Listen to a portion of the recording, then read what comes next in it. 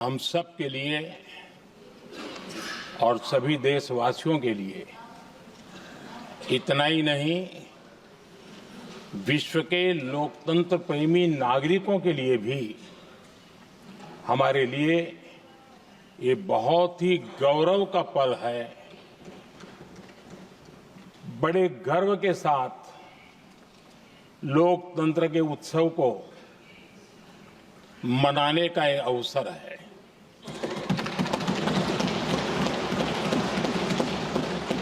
संविधान के 75 वर्ष की यात्रा, यादगार यात्रा और विश्व के सबसे महान और विशाल लोकतंत्र की यात्रा, इसके मूल में हमारे संविधान निर्माताओं की दीर्घदृष्टि, हमारे संविधान निर्माताओं का योगदान और जिसको लेकर के आज हम आगे बढ़ रहे हैं, ये 75 वर्ष पूर्ण होने पर एक उत्सव मनाने का पल है। मेरे लिए खुशी की बात है कि संसद भी इस उत्सव में शामिल होकर के अपनी भावनाओं को प्रकट कर रही है। मैं सभी माननीय सांसदों का आभार व्यक्त करता हूं कि जिन्होंने इस उत्सव के अंदर हिस्सा लिया। मैं उन सबका अभिनंदन करता हूं। आदरणीय अध्यक्ष जी, 75 वर्ष की उपलब्धि साधारण नहीं है, असाधारण है। और जब देश आजाद हुआ और उस समय भारत के लिए जो जो संभावनाएं व्यक्त की गई थी, उन सभी संभावनाओं को निरस्त करते हुए, परास्त करते हुए भारत का संविधान हमें यहां तक ले आया है। और इसलिए इस महान उपलब्धि के लिए संविधान निर्माताओं के साथ साथ मैं देश के कोटि कोटि नागरिकों का आदरपूर्वक नमन करता हूं, जिन्होंने इस भावना को, इस नई व्यवस्था को जी करके दिखाया है। संविधान निर्माताओं की जो भावनाएं थी, उसको जीने में पिछले 75 साल भारत का नागरिक हर कसौटी पर खरा उतरा है। और इसलिए भारत का नागरिक सर्वाधिक अभिनंदन का अधिकारी है। आदरणीय सभापति जी, संविधान निर्माता इस बात में बहुत सजग थे। वो ये नहीं मानते थे कि भारत का जन्म 1947 में हुआ है। वो ये नहीं मानते थे कि भारत में लोकतंत्र 1950 से आ रहा है। वे मानते थे यहां की महान परंपरा को, महान संस्कृति को, महान विरासत को, हजारों साल की उस यात्रा को, उसके प्रति वो सजग थे। उनको इस बात का पूरा भान था। आदरणीय सभापति जी, भारत का लोकतंत्र, भारत का गणतांत्रिक अतीत बहुत ही समृद्ध रहा है, विश्व के लिए प्रेरक रहा है। और तभी तो भारत आज मदर ऑफ डेमोक्रेसी के रूप में जाना जाता है। हम सिर्फ विशाल लोकतंत्र है इतना नहीं, हम लोकतंत्र की जननी है। आदरणीय सभापति जी, मैं जब ये कह रहा हूं तो मैं 3 महापुरुषों के कोट इस सदन के सामने प्रस्तुत करना चाहता हूं। राजर्षि पुरुषोत्तम दास टंडन जी, मैं संविधान सभा के अंदर हुई चर्चा का उल्लेख कर रहा हूं।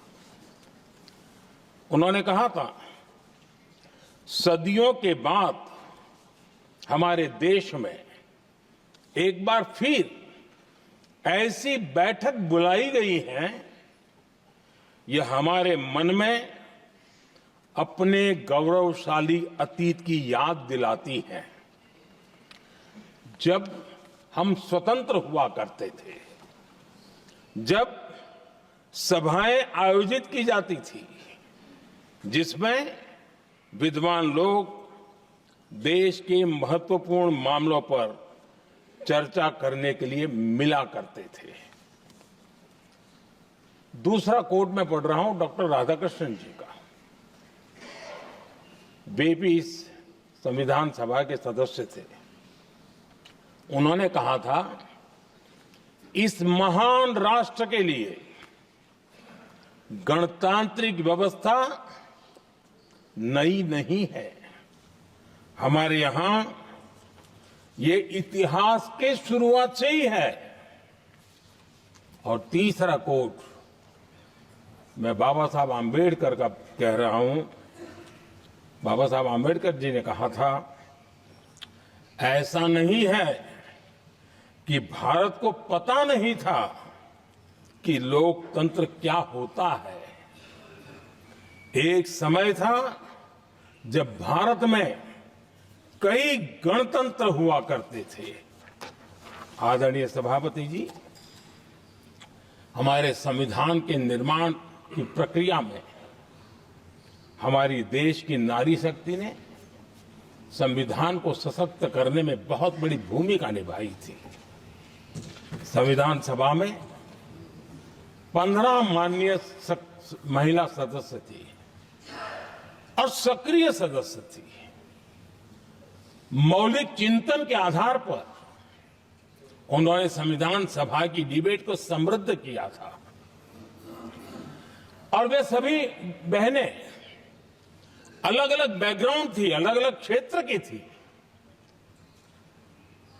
और संविधान में उन्होंने जो जो सुझाव दिए, उन सुझावों का संविधान के निर्माण पर बहुत बड़ा प्रभाव रहा था। और हमारे लिए गर्व की बात है कि दुनिया के कई देश आजाद भी हुए, संविधान भी बने, लोकतंत्र भी चला, लेकिन महिलाओं को अधिकार देने में दशकों बीत गए थे। लेकिन हमारे यहां शुरुआत से ही महिलाओं को वोट का अधिकार संविधान में दिया गया। आदरणीय सभापति जी, जब G20 समिट हुई, उसी भावना को आगे बढ़ाते हुए, क्योंकि संविधान की भावना को लेकर के हम सब जीने वाले लोग हैं, हमने G20 की अध्यक्षता के दरमियान विश्व के सामने विमेन लेड डेवलपमेंट का विचार रखा। और विश्व के अंदर विमेन डेवलपमेंट से अब आगे जाने की जरूरत है। और इसलिए हमने विमेन लेड डेवलपमेंट की चर्चा को अंजाम दिया। इतना ही नहीं, हम सभी सांसदों ने मिलकर के एक स्वर से नारी शक्ति बंधन अधिनियम पारित करके हमारी महिला शक्ति को भारतीय लोकतंत्र में उनकी भागीदारी सुनिश्चित करने के लिए हम लोगों ने कदम उठाए। आदरणीय सभापति जी, आज हम देख रहे हैं हर बड़ी योजना के सेंटर में महिलाएं होती है। और ये जब संविधान के हम 75 वर्ष मना रहे हैं, ये संयोग है और अच्छा संयोग है कि भारत के राष्ट्रपति के पद पर एक आदिवासी महिला। ये हमारे संविधान की भावना की एक अभिव्यक्ति भी।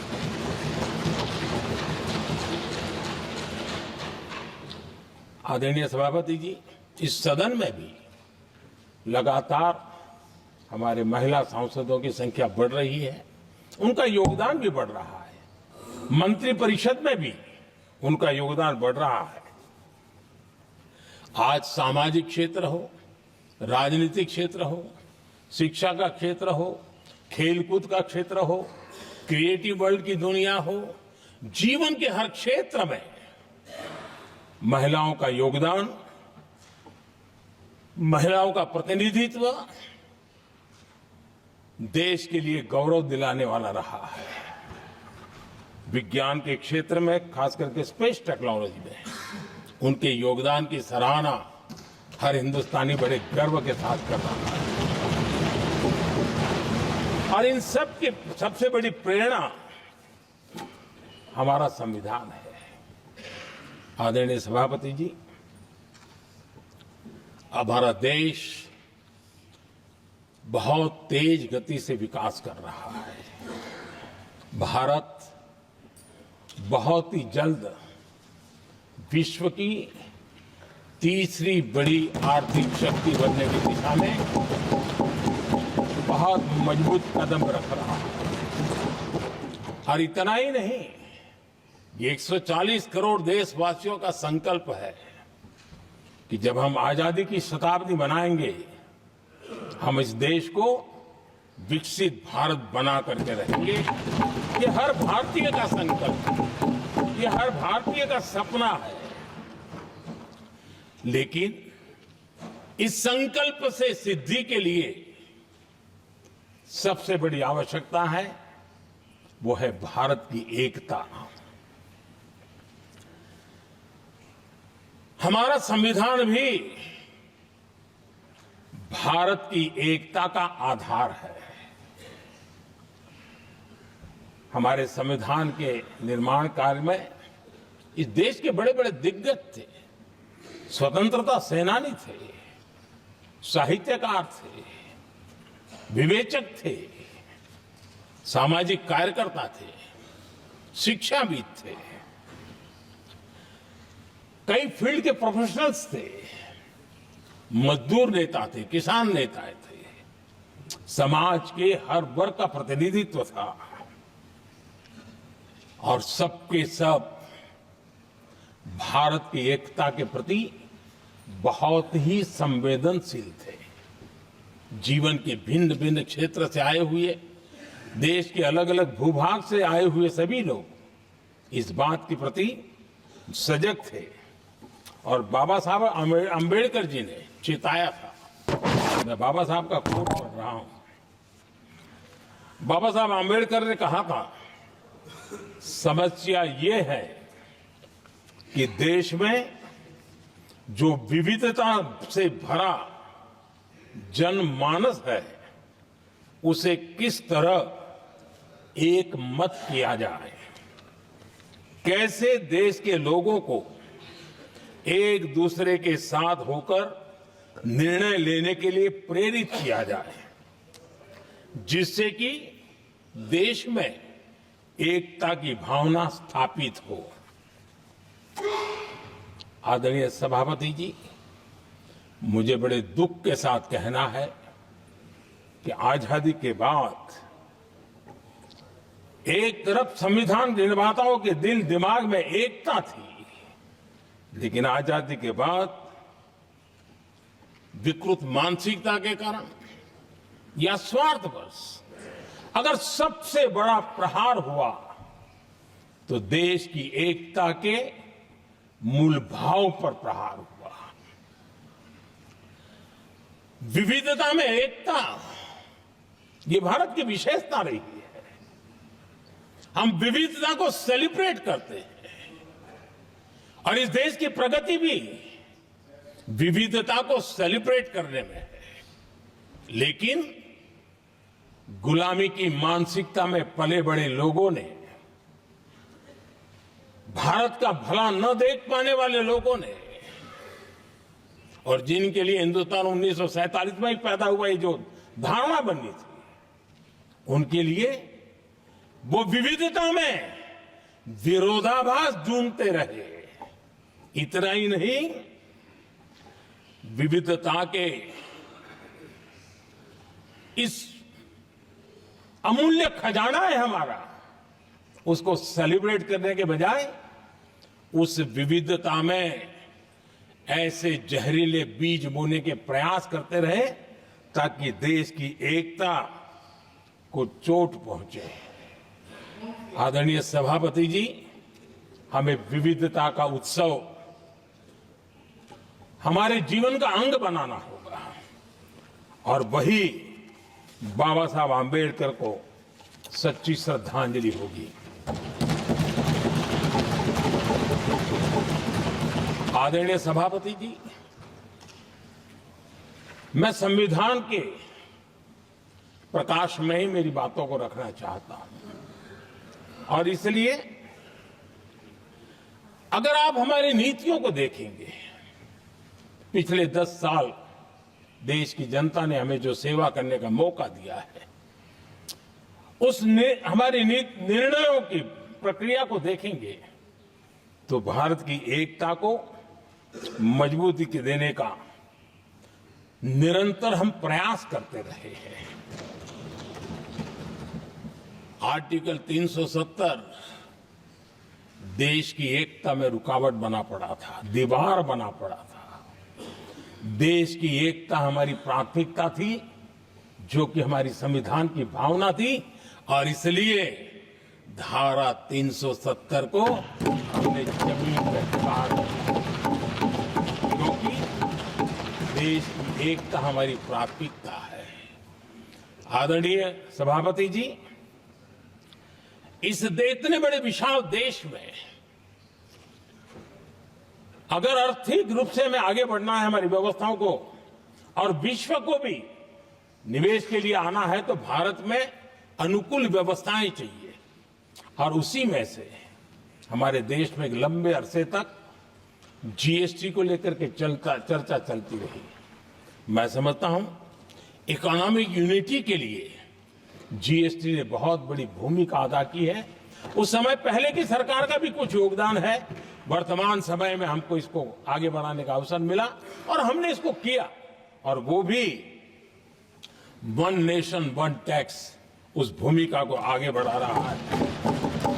आदरणीय सभापति जी, हमारे देश में राशन कार्ड गरीब के लिए बहुत बड़ी मूल्यवान दस्तावेज रहा है, लेकिन गरीब अगर एक राज्य से दूसरे राज्य जाता था तो गरीब कुछ भी उसके प्राप्त करने का हकदार नहीं बनता था।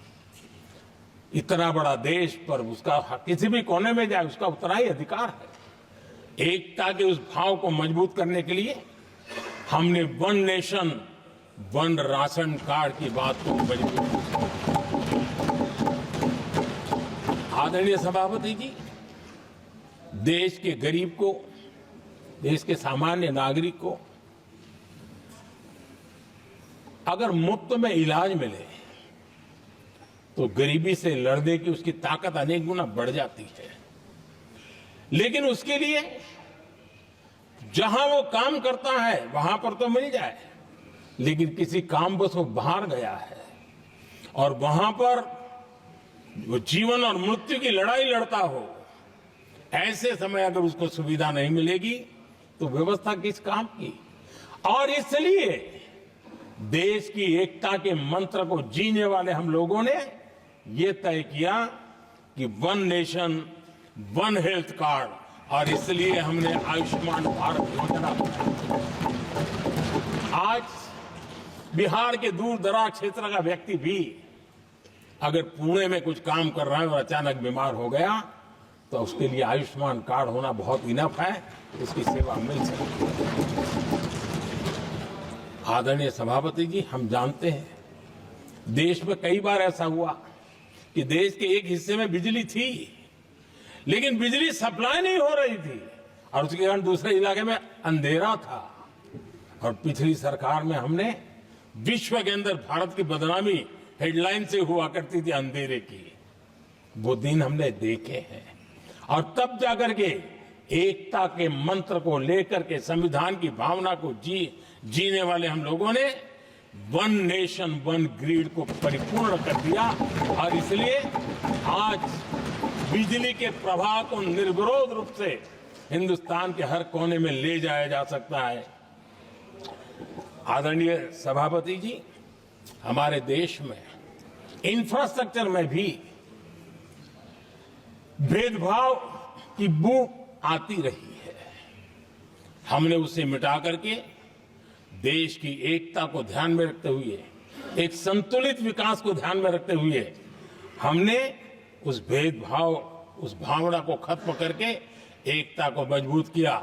हमने नॉर्थ ईस्ट हो या जम्मू कश्मीर हो, हिमालय की गोद के इलाके हो या रेगिस्तान के सटे हुए इलाके हो, हमने पूरी तरह इंफ्रास्ट्रक्चर को एक सामर्थ्य देने का प्रयास किया है ताकि एकता के भाव को अभाव में से कारण कोई दूरी पैदा न हो, उसमें से बदलने का हमने काम किया। आदरणीय सभापति जी, युग बदल चुका है और हम नहीं चाहते हैं कि डिजिटल के क्षेत्र में हैव्स एंड हैव्स नॉट की स्थिति बन जाए।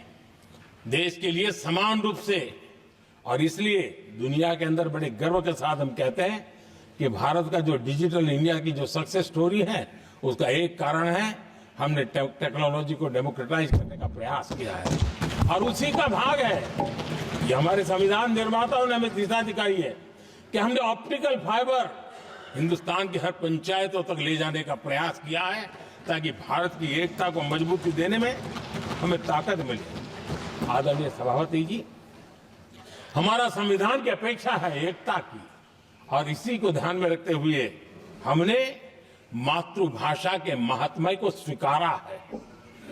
मातृभाषा को दबा करके हम देश के जनमानस को संस्कारित नहीं कर सकते और इसलिए हमने न्यू एजुकेशन पॉलिसी में भी मातृभाषा को बहुत बल दिया है और अब मेरे देश का गरीब का बच्चा भी मातृभाषा में डॉक्टर इंजीनियर बन सकता है, क्योंकि हमारा संविधान सबसे पीछे है, उनकी सबसे दरकार करने का हमें आदेश देता है। इतना ही नहीं, हमने क्लासिकल लैंग्वेज की दिशा में भी कई लैंग्वेजेस जो जिनका हक बनता था उनको हमने उस स्थान पर रख करके हमने उनका सम्मान किया था। देश भर में एक भारत श्रेष्ठ भारत का अभियान देश के एकता को मजबूत और नई पीढ़ी को वो संस्कारित करने का काम हमारी तरफ से चल रहा है। आदरणीय सभापति जी, काशी तमिल संगमम और तेलुगु काशी संगमम ये आज एक बहुत बड़ा इंस्टीट्यूशनलाइज हुआ है और समाज के निकटता को मजबूती देने का एक सांस्कृतिक प्रयास भी हमारा चलता रहा है, क्योंकि उसका कारण यही है कि संविधान की मूल धारा में भारत की एकता का महात्म्य स्वीकार किया गया है और उसको हमें बल देना चाहिए। आदरणीय सभापति जी, संविधान के आज 75 वर्ष हो रहे हैं, लेकिन हमारे यहां तो 25 वर्ष का भी महत्व होता है, 50 वर्ष का भी महत्व होता है, 60 साल का भी महत्व होता है। जरा हम इतिहास की तरफ नजर करें कि संविधान यात्रा के इन महत्वपूर्ण पड़ाव का क्या हुआ था। जब देश संविधान के 25 वर्ष पूरे कर रहा था, उसी समय हमारे देश में संविधान को नोच लिया गया, इमरजेंसी आपातकाल लाया गया।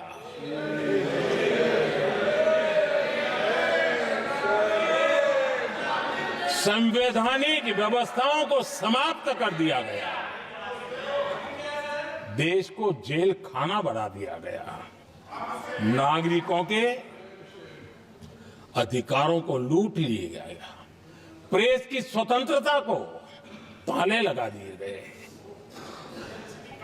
और कांग्रेस के माथे पर ये जो पाप है ना, वो कभी भी धुलने वाला नहीं है, कभी भी धुलने वाला। यह सब हिंदुस्तान दुनिया में जब जब लोकतंत्र की चर्चा होगी, कांग्रेस के माथे का ये पाप कभी धुलने वाला नहीं है, क्योंकि लोकतंत्र का गला घोंट दिया गया था। भारत के संविधान निर्माताओं की तपस्या को मिट्टी में मिलाने की कोशिश की गई थी। आदरणीय सभापति जी, जब 50 साल हुए तब क्या भुला दिया गया था? जी नहीं, अटल बिहारी वाजपेयी जी की सरकार थी और 26 नवंबर को 2000 देश भर में संविधान का 50वां वर्ष मनाया गया था। अटल बिहारी वाजपेयी जी ने प्रधानमंत्री के नाते राष्ट्र को एक विशेष संदेश दिया था। एकता, जनभागीदारी, साझेदारी, उसके महत्व पर बल देते हुए उन्होंने संविधान की भावना को जीने का प्रयास किया था, जनता को जगाने का भी प्रयास किया था। और अध्यक्ष जी, जब देश संविधान का 50 वर्ष मना रहा था और जब 50 वर्ष की पूर्णाहुति हुई तो ये मेरा भी सौभाग्य था कि मुझे भी संविधान की प्रक्रिया से मुख्यमंत्री बनने का अवसर मिल गया। और मैं जब मुख्यमंत्री था उसी कार्यकाल में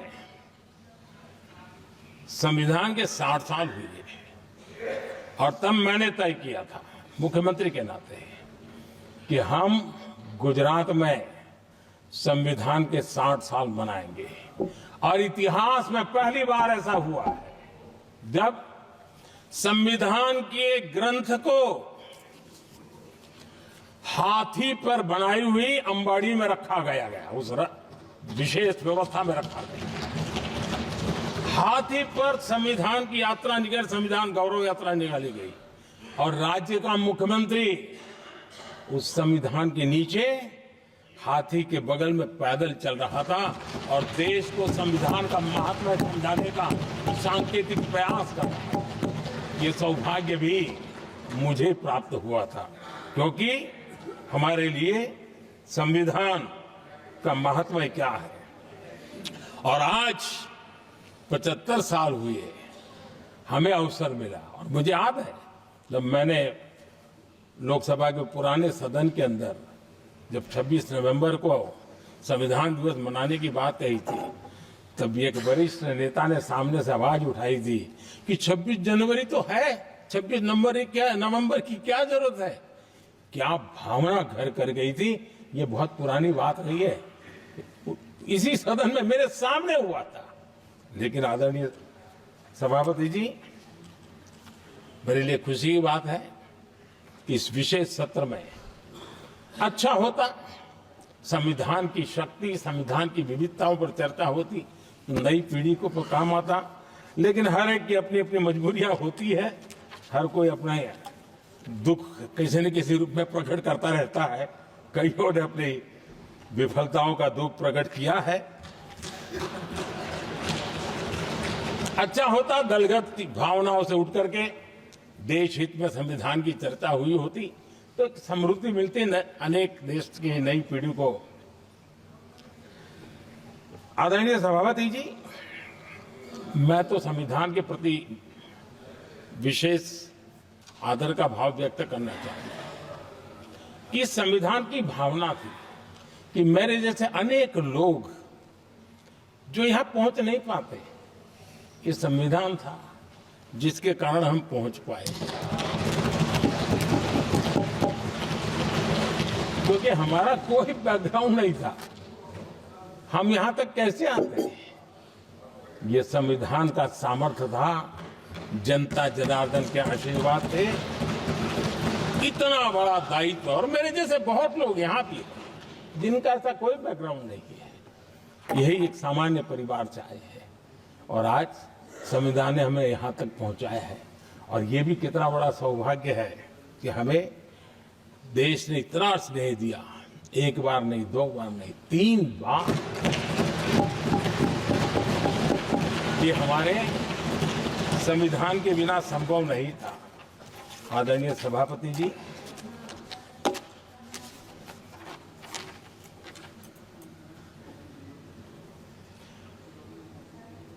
उतार चढ़ाव तो आए, कठिनाइयां भी आई, रुकावटें भी आई, लेकिन मैं फिर एक बार देश की जनता को नमन करता हूं कि देश की जनता पूरी ताकत के साथ संविधान के साथ खड़ी रही।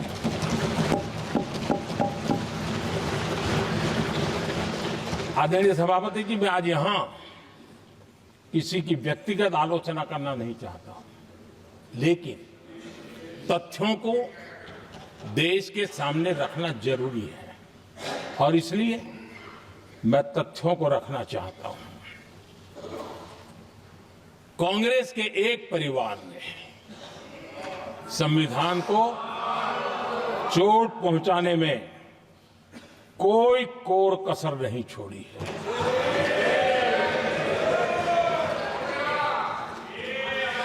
और मैं इसलिए एक परिवार का उल्लेख करता हूं कि 75 साल की हमारी यात्रा में 55 साल एक ही परिवार ने राज किया है। इसलिए देश को क्या क्या हुआ है ये जानने का अधिकार है और इस परिवार के कुविचार, कुरीति, कुनीति, इसकी परंपरा निरंतर चल रही है। हर स्तर पर इस परिवार ने संविधान को चुनौती दी है। आदरणीय सभापति जी, 1947 टू 1952 इस देश में इलेक्टेड गवर्नमेंट नहीं थी। एक अस्थाई व्यवस्था थी, एक सिलेक्टेड सरकार थी और चुनाव नहीं हुए थे।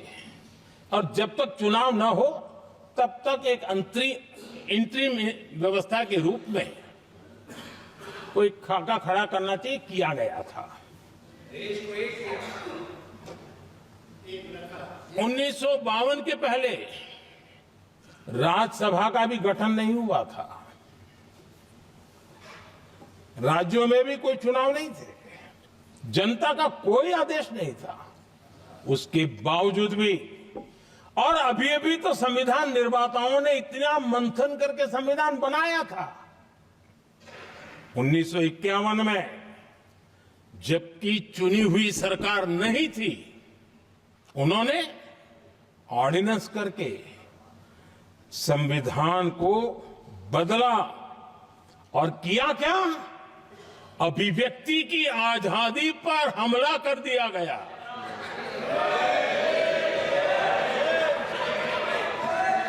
और ये संविधान निर्माताओं का भी अपमान था, क्योंकि ऐसी बातें कोई संविधान सभा में नहीं आई होगी, ऐसा नहीं है, लेकिन वहां उनकी चली नहीं। तो बाद में जैसे ही मौका मिला, उन्होंने अभिव्यक्ति की आजादी को उस पर उन्होंने हथौड़ा मार दिया। और ये संविधान निर्माताओं का घोर अपमान है। अपने मन की चीजें जो संविधान सभा के अंदर नहीं करवा पाए, उन्होंने पिछले दरवाजे से किया, और वो भी चुनी हुई सरकार के वो प्रधानमंत्री नहीं थे, उन्होंने पाप किया था।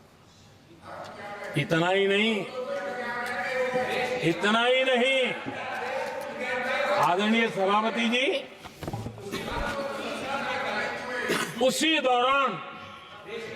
दौरान उस समय के प्रधानमंत्री पंडित नेहरू जी ने मुख्यमंत्रियों को एक चिट्ठी लिखी थी।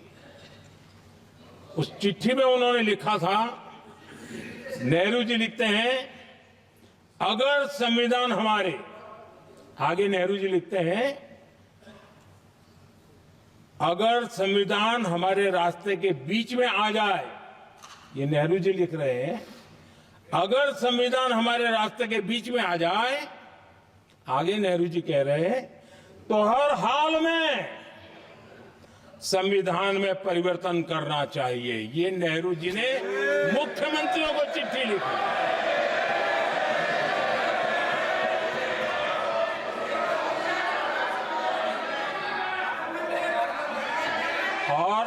आदरणीय सभापति जी,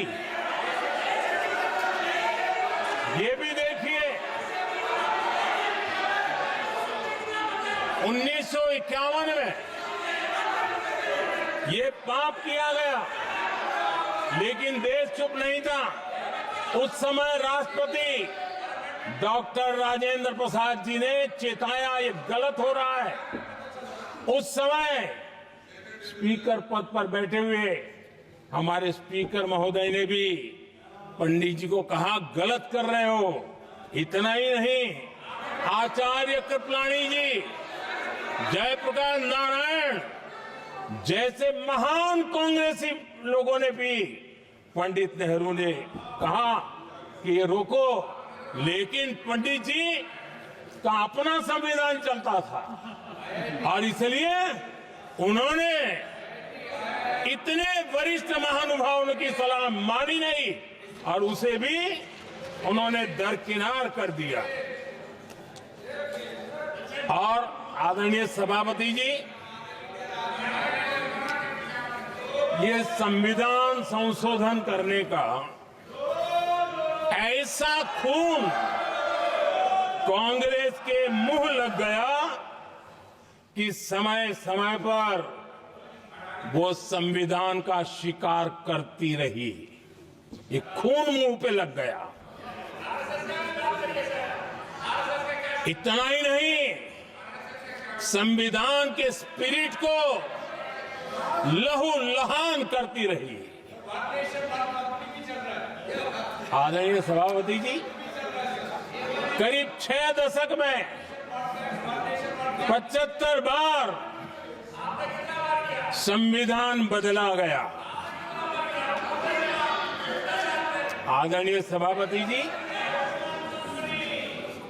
जो बीज देश के पहले प्रधानमंत्री जी ने बोया था, उस बीज को खाद पानी देने का काम एक और प्रधानमंत्री ने किया। उनका नाम था श्रीमती इंदिरा गांधी।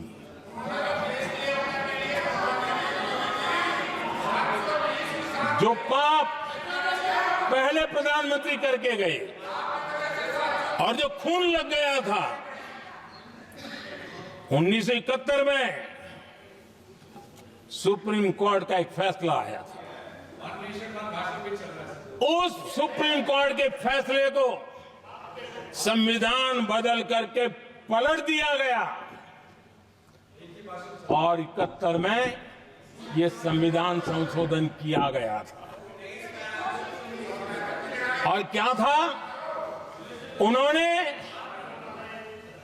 हमारे देश की अदालत के पंख काट दिए थे और यहां पर तो किया था कि संसद संविधान के किसी भी आर्टिकल में जो मर्जी पड़े वो कर सकती है और अदालत उसकी तरफ देख भी नहीं सकती है। अदालत के सारे अधिकारों को छीन लिया गया था। ये पाप 1971 में उस समय की प्रधानमंत्री श्रीमती इंदिरा गांधी ने किया था।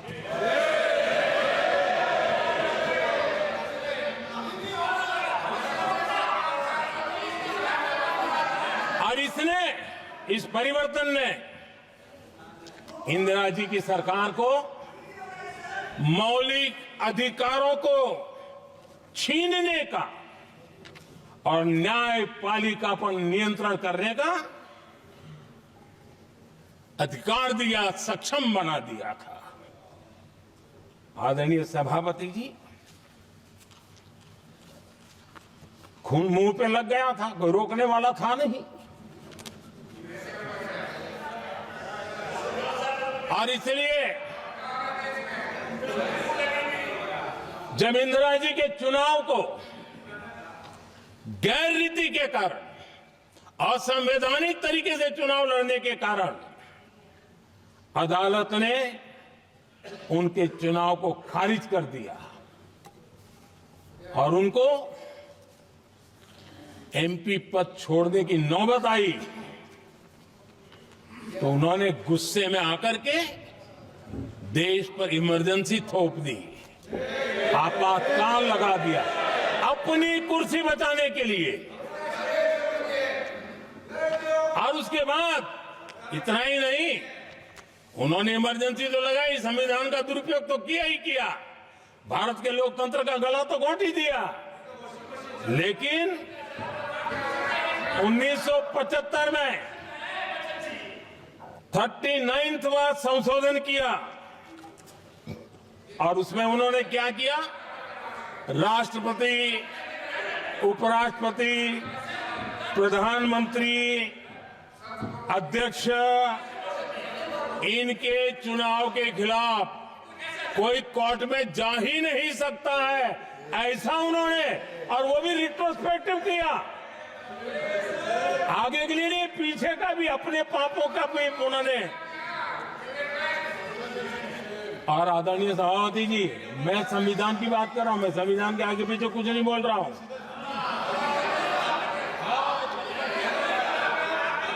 आदरणीय सभापति जी,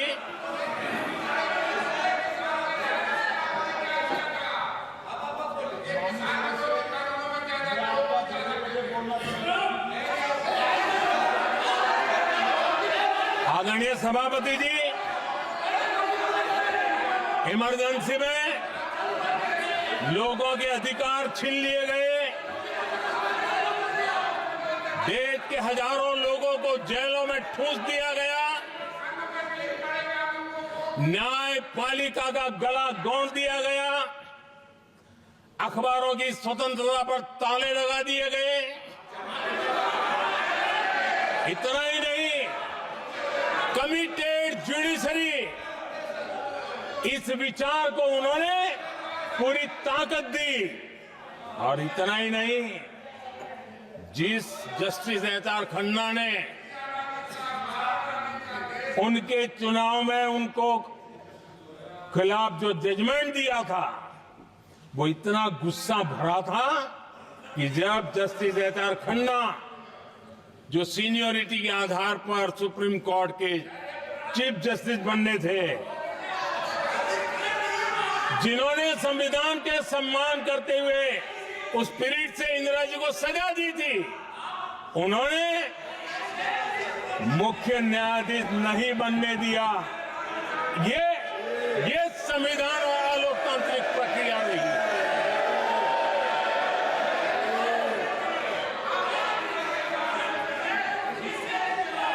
आदरणीय सभापति जी, यहां भी ऐसे कई दल बैठे हैं जिनके मुखिया भी सारे जेल में हुआ करते थे। ये इनकी मजबूरी है कि वहां जाके बैठे हैं, उनको भी जेलों में ठूस दिया गया था। आदरणीय सभापति जी, देश पर जुल्म तांडव चल रहा था, निर्दोष लोगों को जेलों में ठूस दिया जाता था, लाठियां बरताई जाती थी, कई लोग जेलों में मौत के शरण हो गए थे, और एक निर्दयी सरकार संविधान को चूर चूर करती रही थी।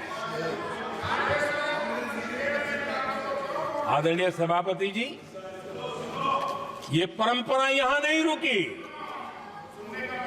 जो परंपरा नेहरू जी ने शुरू की थी, जिसको दूसरे प्रधानमंत्री जी इंदिरा जी ने आगे बढ़ाया, क्योंकि खून मुंह पे लग गया था, और इसलिए राजीव गांधी जी प्रधानमंत्री बने। उन्होंने संविधान को एक और गंभीर झटका दे दिया। सबको समानता, सबको समानता, सबको न्याय, उस भावना को चोट पहुंचाई। आदरणीय सभापति जी, आपको मालूम है, सुप्रीम कोर्ट ने शाहबानो का जजमेंट दिया था। एक भारत की महिला को न्याय देने का काम संविधान की मर्यादा और स्पिरिट के आधार पर देश की सुप्रीम कोर्ट ने दिया था।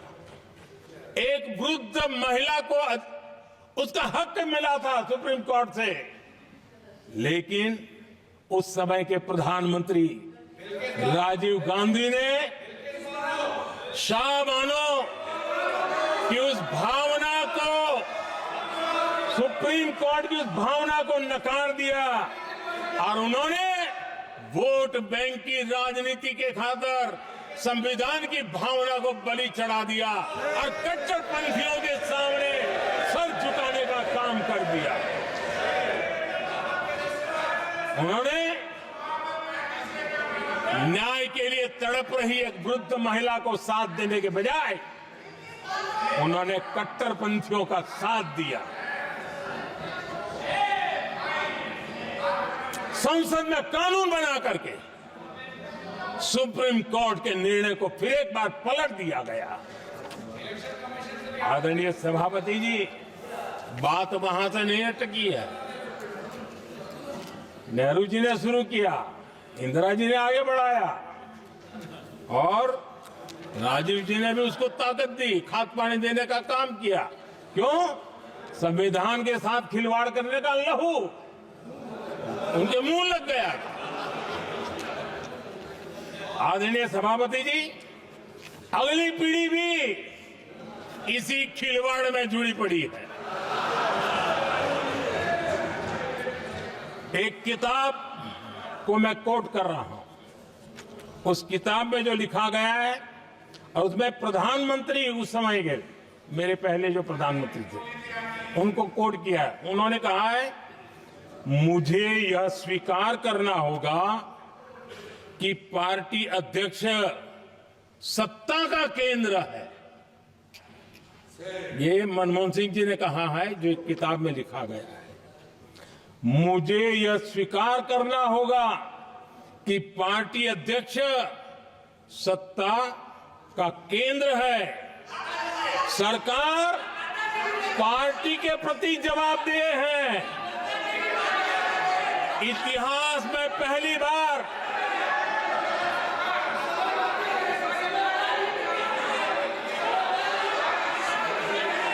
आदरणीय सभापति जी, नहीं, आप सदन इतिहास में पहली बार ये तरीका बिल्कुल ठीक नहीं है। सदन के नेता बोल रहे हैं, आपको मर्यादा रखनी चाहिए। ऐसे सदन नहीं चलेगा इस तरीके से, गलत तरीका आपका ये। माननीय प्रधानमंत्री जी। आदरणीय सभापति जी, इतिहास में पहली बार संविधान को ऐसी गहरी चोट पहुंचा दी गई। संविधान निर्माताओं ने चुनी हुई सरकार और चुने हुए प्रधानमंत्री की कल्पना तक ही हमारा संविधान था, लेकिन इन्होंने तो प्रधानमंत्री के ऊपर एक गैर संवैधानिक और जिसने कोई शपथ भी नहीं लिया था, नेशनल एडवाइजरी काउंसिल पीएमओ के भी ऊपर बैठा दिया। पीएमओ के ऊपर अघोषित दर्जा दे दिया गया।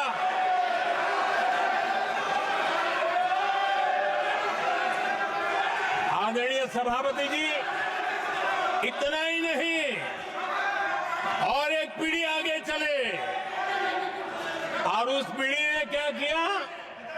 भारत के संविधान के तहत देश की जनता जनार्दन सरकार चुनती है और वो सरकार का मुखिया कैबिनेट बनाता है। ये संविधान के तहत है। इस कैबिनेट ने जो निर्णय किया, संविधान का अपमान करने वाले अहंकार से भरे लोगों ने पत्रकारों के सामने कैबिनेट के निर्णय को फाड़ दिया। संविधान को हर मौके पर संविधान के साथ खिलवाड़ करना, संविधान को न मानना, ये जिनकी आदत हो गई थी। और दुर्भाग्य देखिए, एक अहंकारी व्यक्ति कैबिनेट के निर्णय को फाड़ दे और कैबिनेट अपना फैसला बदल दे। ये कौन सी व्यवस्था है? आदरणीय सभापति जी, मैं जो कुछ भी कह रहा हूं वो संविधान के साथ क्या हुआ उसी की बात कर रहा हूं। उस समय करने वाले पात्रों को लेकर किसी को परेशानी होती होगी, लेकिन बात संविधान की है। मेरे मन के और मेरे विचारों को मैं अभिव्यक्त नहीं कर रहा हूं।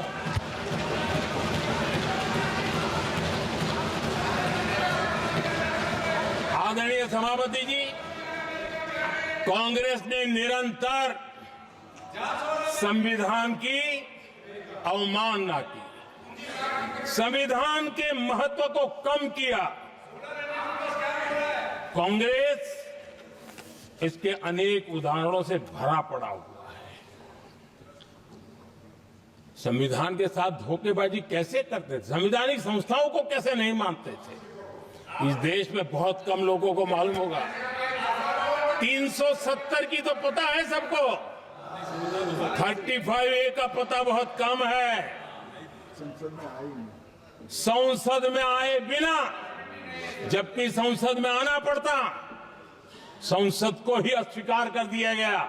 भारत के संविधान का अगर कोई पहला पुत्र है तो ये संसद है, उसको भी उन्होंने गला घोटने का काम किया। 35A जो संसद में लाए बिना उन्होंने देश पर थोप दिया, और अगर 35A न होता तो जम्मू कश्मीर में जो हालत पैदा हुई वो हालत पैदा न हुई होती। राष्ट्रपति के आदेश पर यह काम किया गया और देश की संसद को अंधेरे में रखा गया। आदरणीय सभापति, ये संसद का अधिकार था, कोई अपनी मनमानी से नहीं कर सकता था, लेकिन और उनके पास बहुमत था, कर सकते थे, लेकिन वो नहीं किया क्योंकि पेट में पाप था, देश की जनता से छुपाना चाहते थे। आदरणीय सभापति जी, इतना ही नहीं, बाबा साहब आंबेडकर जिनके प्रति आज सम्मान का भाव सब कोई अनुभव कर रहा है, और हम लोगों के लिए तो बहुत विशेष है, क्योंकि हम लोगों के लिए तो जीवन में बहुत बड़ी जो कुछ भी रास्ते मिले ना वहीं से मिले हैं। आदरणीय सभापति जी, बाबा साहब आंबेडकर इनके प्रति भी इनके मन में कितनी कटुता भरी थी, कितना द्वेष भरा था, मैं आज उसके डिटेल में जाना नहीं चाहता हूं। लेकिन जब अटल जी की सरकार थी तब बाबा साहब आंबेडकर, उनका जो महापरिनिर्वाण भूमि है, वहां पर अलीपुर रोड पर अटल जी की सरकार में बाबा साहब आंबेडकर जी के स्मृति में एक स्मारक बनाना तय हुआ। अटल जी के समय यह नहीं हुआ। दुर्भाग्य देखिए, 10 वर्ष यूपीए की सरकार रही, उसने इस काम को नहीं किया, न होने दिया। बाबा साहब आंबेडकर का जब हमारी सरकार आई, बाबा साहब आंबेडकर के प्रति हमारा श्रद्धा होने के कारण हमने अलीपुर रोड पर बाबा साहब मेमोरियल बनाया और उसका काम किया। आदरणीय सभापति जी, दिल्ली में जब बाबा साहब आंबेडकर के 1992 में, उस समय चंद्रशेखर जी कुछ समय थे, तब एक निर्णय किया गया था, आंबेडकर इंटरनेशनल सेंटर यही जनपद के पास 40 साल तक वो कागज पे ही पड़ा रहा, नहीं किया गया। और तब जाकर के 2015 में हमारी सरकार आई और हमने आकर के इस काम को पूरा किया। बाबा साहब को भारत रत्न देने का काम भी जब कांग्रेस सत्ता से बाहर गई तब संभव हुआ। इतना ही नहीं, आदरणीय सभापति जी, बाबा साहब आंबेडकर के 125 साल तो हमने पूरी दुनिया में बनाए थे, विश्व के 120 देशों में बनाने का काम किया था। लेकिन जब बाबा साहब आंबेडकर की शताब्दी थी तब अकेली बीजेपी की सरकार थी मध्य प्रदेश में।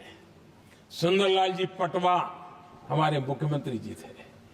और महू में जहां बाबा साहब आंबेडकर जी का जन्म हुआ था, उसको एक स्मारक के रूप में पुनर्निर्माण करने का काम सुंदरलाल पटवा जी जब मुख्यमंत्री थे तब मध्य प्रदेश में हुआ था। शताब्दी के समय भी उनके साथ यही किया गया था।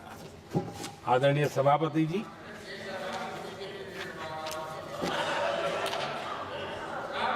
हमारे देश में बाबा साहब आंबेडकर एक दीर्घदृष्टा थे। समाज के दबे कुचले लोगों को मुख्य धारा में लाने के लिए वो प्रतिबद्ध थे और एक लंबे सोच के साथ भारत को अगर विकसित होना है तो भारत का कोई अंग दुर्बल नहीं रहना चाहिए, ये चिंता बाबा साहब को सताती थी। और तब जाकर के हमारे देश में आरक्षण की व्यवस्था बनी। लेकिन वोट बैंक की राजनीति में छुपे हुए लोगों ने, डूबे हुए लोगों ने धर्म के आधार पर, तुष्टीकरण के नाम पर आरक्षण के अंदर कुछ न कुछ नुक्सेदनी करने का प्रयास किया और इसका सबसे बड़ा नुकसान एससी, एसटी और ओबीसी समाज को हुआ है। आदरणीय सभापति जी, आरक्षण की कथा बहुत लंबी है। नेहरू जी से लेकर के राजीव गांधी तक कांग्रेस के प्रधानमंत्रियों ने आरक्षण का घोर विरोध किया है। हिस्ट्री कह रही है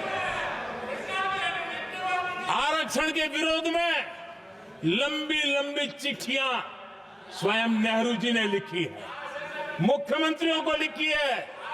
इतना ही नहीं, सदन में आरक्षण के खिलाफ लंबे लंबे भाषण इन लोगों ने किए हैं। बाबा साहब आंबेडकर समता के लिए और भारत में संतुलित विकास के लिए आरक्षण के लेकर के आए।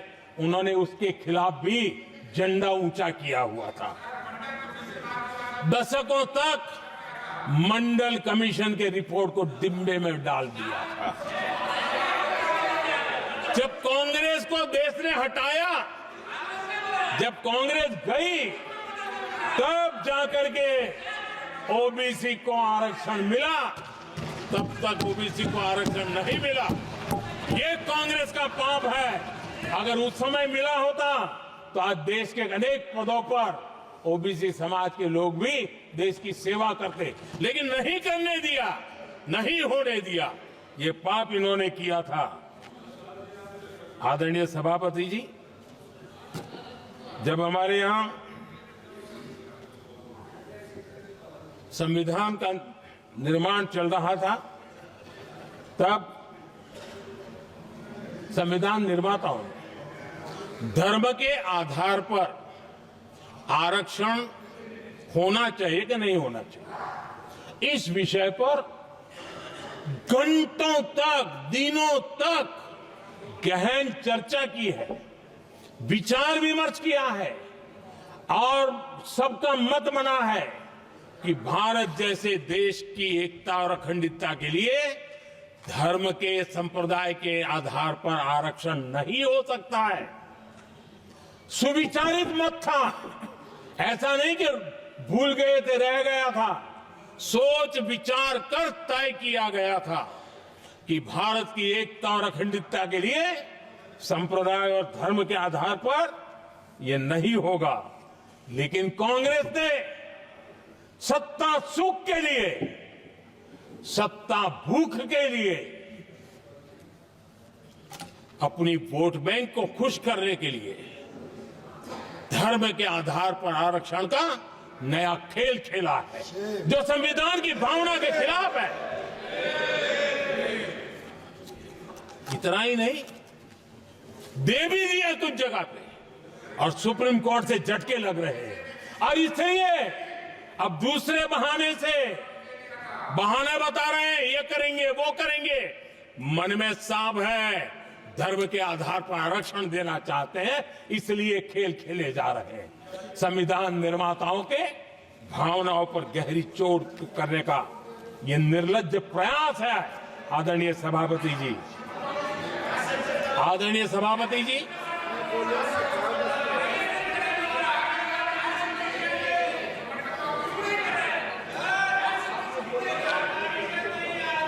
आदरणीय सभापति जी, एक गलत और विषय, ये तरीका ठीक नहीं। आपके नेता ने बोला, आपने बोला दोबारा बात मत करो। जिसकी भी मैं चर्चा करना चाहता हूं, और वो ज्वलंत विषय समान नागरिक संहिता, यूनिफॉर्म सिविल कोड। ये विषय भी संविधान सभा के ध्यान बाहर नहीं था। संविधान सभा ने यूनिफॉर्म सिविल कोड को लेकर के लंबी चर्चा की, गहन चर्चा की, और उन्होंने बहस के बाद निर्णय किया कि अच्छा होगा कि जो भी सरकार चुन करके आए वो उसका निर्णय करे और देश में यूनिफॉर्म सिविल कोड लागू करे। ये संविधान सभा का आदेश था। और बाबा साहब आंबेडकर ने कहा था, जो लोग संविधान को समझते नहीं है, देश को समझते नहीं है, सत्ता भूख सेवा कुछ पड़ा नहीं है, उनको पता नहीं है बाबा साहब ने क्या कहा था। बाबा साहब ने कहा था, धार्मिक आधार पर बने, ये मैं बाबा साहब की बात कर रहा हूं, इतना वीडियो कट करके घुमाना मत। आदरणीय सभापति जी, बाबा साहब ने कहा था, धार्मिक आधार पर बने पर्सनल लॉ को खत्म करने की बाबा साहब ने जोरदार वकालत की थी। उस समय के सदस्य के.एम. मुंशी जी ने कहा था, समान नागरिक संहिता को राष्ट्र की एकता और आधुनिकता के लिए अनिवार्य बताया था। कमा मुंशी जी ने। सुप्रीम कोर्ट ने भी कई बार कहा है कि देश में यूनिफॉर्म सिविल कोड जल्द से जल्द लाना चाहिए। सरकारों को आदेश दिए हैं सुप्रीम कोर्ट ने, और उसी संविधान की भावना को ध्यान में रखते हुए, संविधान निर्माताओं की भावनाओं को ध्यान में रखते हुए हम पूरी ताकत से लगे हुए हैं सेक्युलर सिविल कोड के लिए। और आज कांग्रेस के लोग संविधान निर्माताओं की भावना का भी, सुप्रीम कोर्ट की भावना का भी अनादर कर रहे हैं, क्योंकि उनकी राजनीति को सूट नहीं करता है। उनके लिए संविधान वो पवित्र ग्रंथ नहीं है, उनके लिए एक हथियार है राजनीति का। खेल खेलने का हथियार बना दिया। लोगों को डराने के लिए संविधान को हथियार बनाया जाता है। आदरणीय सभापति जी, और ये कांग्रेस पार्टी, उनको तो संविधान शब्द भी उनके मुंह में शोभा नहीं देता है। इसलिए जो अपनी पार्टी के संविधान को नहीं मानते हैं, जिन्होंने अपनी पार्टी के संविधान को कभी स्वीकार नहीं किया है, क्योंकि संविधान को स्वीकार करने के लिए एक लोकतांत्रिक स्पिरिट लगता है जो जिनकी रगों में नहीं है। सत्तावाद और परिवारवाद भरा पड़ा है। अब आप देखिए जो कैसी शुरुआती कितनी गड़बड़ हुई है। मैं कांग्रेस की बात कर रहा हूं। 12 कांग्रेस की प्रदेश की कमेटियों ने, 12 प्रदेश कमेटियों ने सरदार पटेल के नाम पर सहमति दी थी।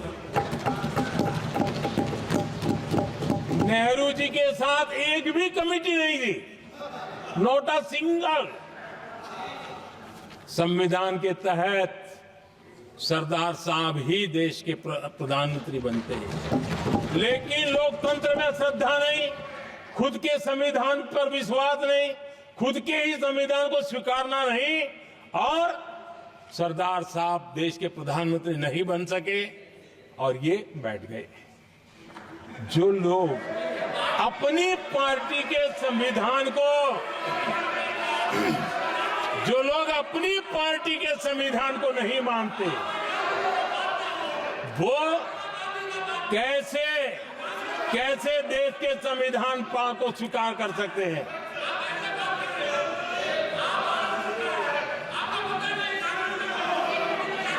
आदरणीय सभापति जी,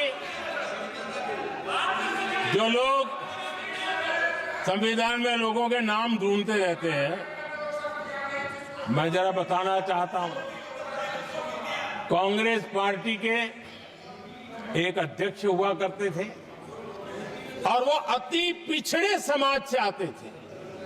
अति पिछड़े भी नहीं, अति पिछड़े समाज से आते हुए उनके अध्यक्ष श्रीमान सीताराम केसरी जी, कैसा अपमान किया गया। कहते हैं बाथरूम में बंद कर दिया गया, उठा करके फुटपाथ पर फेंक दिया गया। अपनी पार्टी के संविधान में ऐसा कभी नहीं लिखा गया, लेकिन अपनी पार्टी के संविधान को न मानना, लोकतंत्र की प्रक्रिया को न मानना और पूरी कांग्रेस पार्टी पर एक परिवार ने कब्जा कर लिया, लोकतंत्र को नकार दिया। आदरणीय सभापति जी,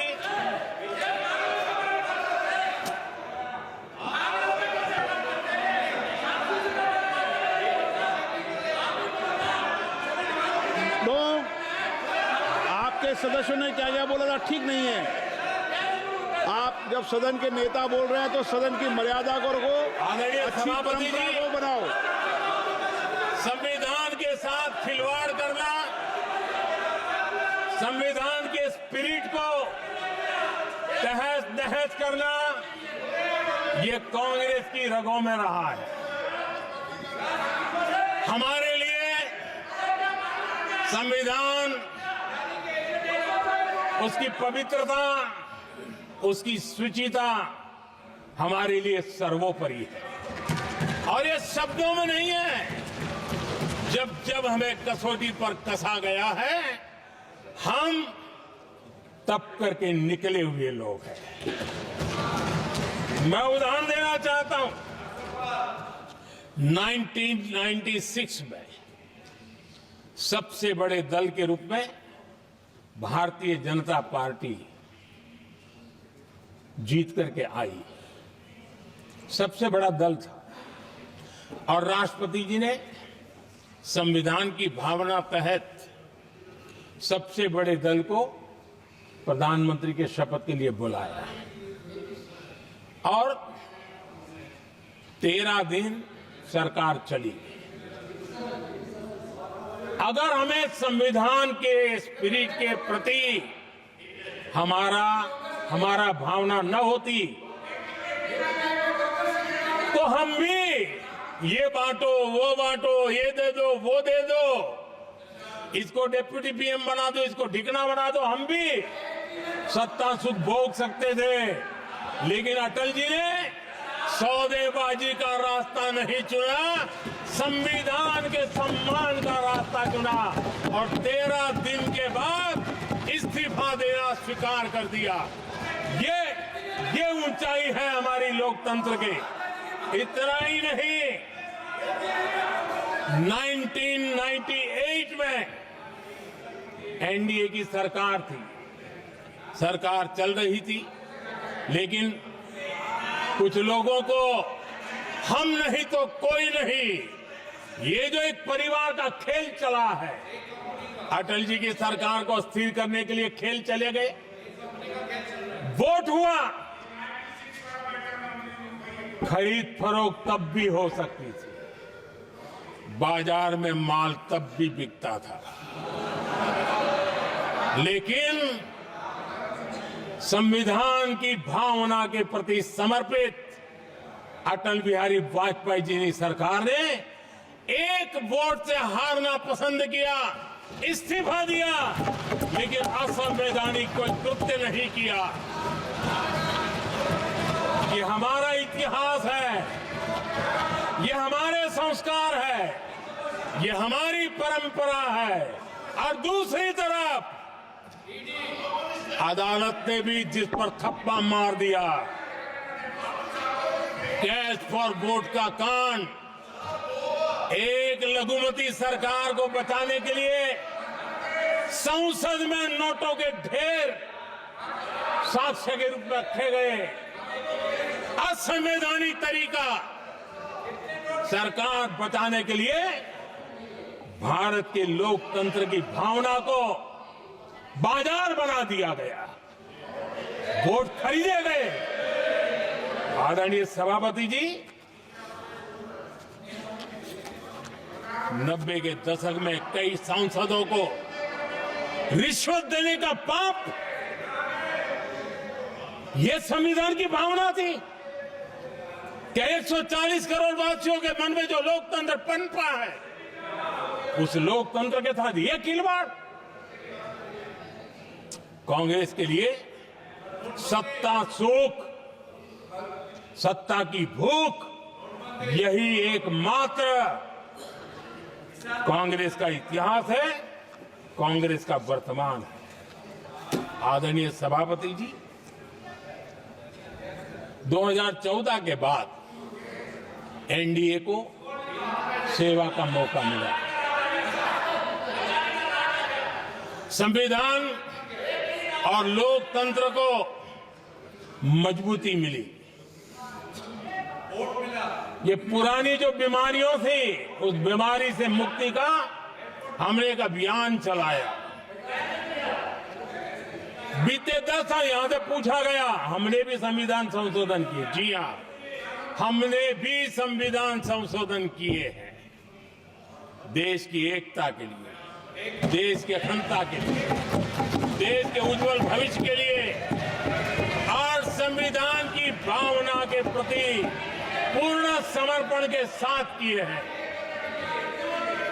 हमने संविधान संशोधन किया, क्यों किया? इस देश का ओबीसी समाज तीन दशक से ओबीसी कमीशन को संवैधानिक दर्जा देने के लिए मांग कर रहा है। ओबीसी के सम्मान के लिए, उसको संवैधानिक दर्जा देने के लिए हमने संविधान संशोधन किया है। हमें गर्व है ये करने का। समाज के दबे कुचले लोगों को उनके साथ खड़े होना, ये हम अपना कर्तव्य मानते हैं, इसलिए संविधान संशोधन किया। आदरणीय सभापति जी, इस देश में एक बहुत बड़ा वर्ग था, वो किसी भी जाति में क्यों न जन्मा हो, लेकिन गरीबी के कारण अवसरों को वो पा नहीं सकता था, आगे बढ़ नहीं सकता था। और इसलिए उसने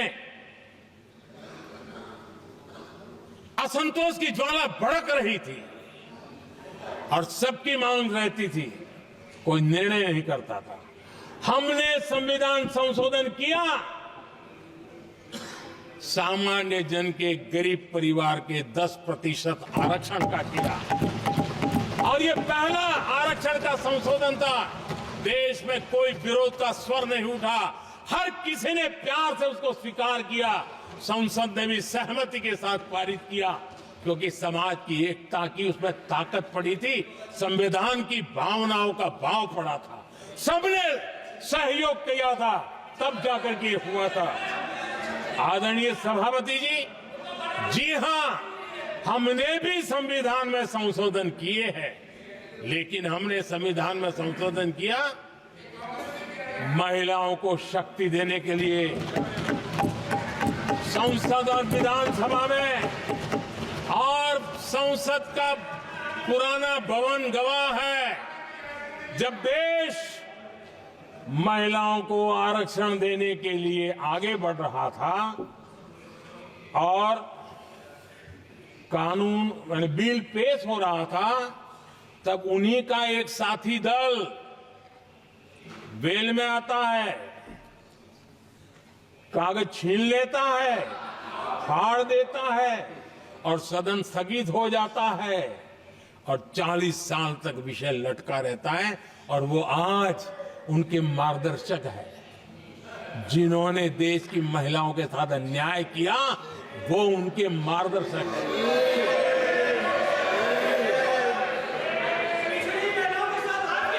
आदरणीय सभापति जी,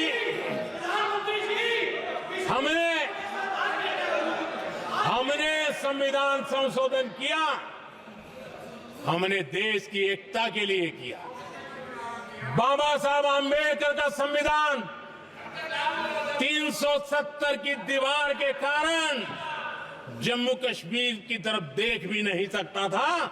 हम चाहते थे बाबा साहब आंबेडकर का संविधान हिंदुस्तान के हर हिस्से में लगना चाहिए और इसलिए बाबा साहब को श्रद्धांजलि भी देनी थी, देश की एकता को मजबूत करना था। हमने संविधान संशोधन किया, डंके की चोट पर किया और 370 को हटाया और भारत की सुप्रीम कोर्ट ने भी अब तो उसको मोहर लगा दी है। आदरणीय सभापति जी, हमने 370 का हटाने के लिए संशोधन किया। हमने ऐसे कानून भी बनाए। जब देश का विभाजन हुआ, महात्मा गांधी समेत देश के वरिष्ठ नेताओं ने सार्वजनिक रूप से कहा था कि पड़ोस के जो हमारे देश हैं, जहां जो माइनॉरिटीज है, वो जब भी संकट में आएगी तो उनकी चिंता ये देश करेगा। गांधी जी ने का वचन था, जो उनके नाम पर सत्ता पर चढ़ जाते थे उन्होंने तो पूरा नहीं किया, हमने सीएए ला करके उसको पूरा किया।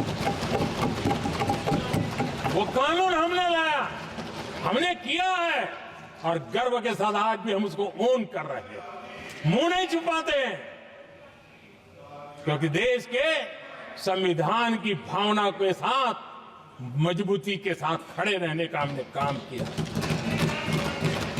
आदरणीय सभापति जी, हमने जो संविधान संशोधन किए हैं वो पुरानी गलतियों को ठीक करने के लिए किए और हमने एक उज्जवल भविष्य का रास्ता मजबूत करने के लिए किए हैं और समय बताएगा, समय की कसौटी पर हम खरे उतरेंगे, क्योंकि वो सत्ता स्वार्थ के लिए किया गया पाप नहीं है, हमने देश हित में किया हुआ पुण्य है। और इसलिए हमें जो सवाल पूछते हैं आदरणीय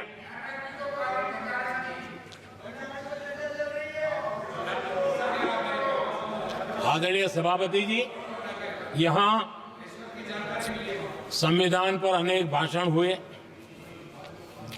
अनेक विषय उठाए गए,